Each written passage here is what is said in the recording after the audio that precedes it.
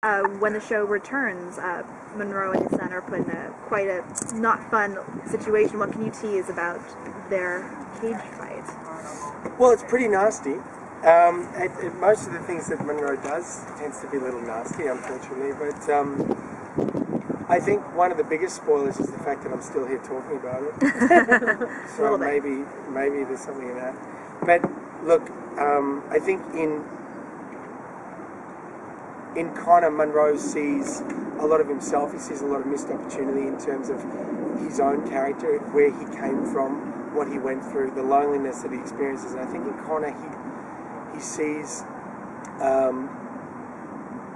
his own legacy, and that kind of comes across in a lot of things that he says to him.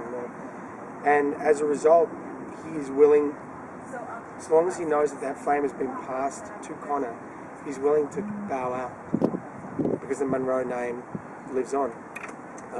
And I think that outside of this kind of what a lot of people have suggested might be a megalomaniacal quest for power, I think at the end of it, there is a kind of very lonely, who am I and what am I in regards to this world, and what am I leaving behind in a character like Monroe. And I think Connor represents that. No, I think that fight represents that as well.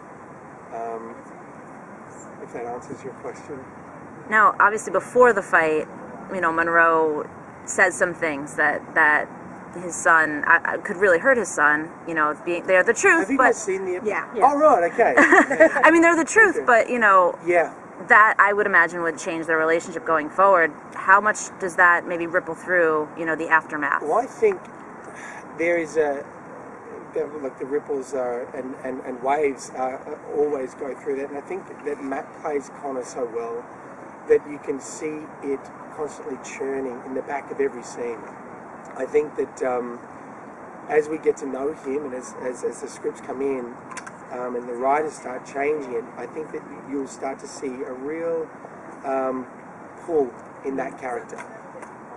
I have my own somewhat more set feelings about that relationship as Monroe, whereas Matt is being, or Connor is being pulled by Charlie, by what is right, by his own background, and now he knows that Monroe was responsible not only for him being sent down to Mexico, but also for the death of his own mother.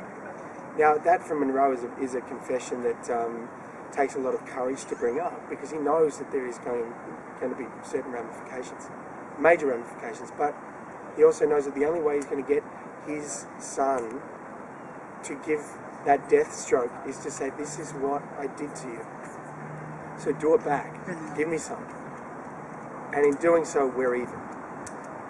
So I think that after that fight,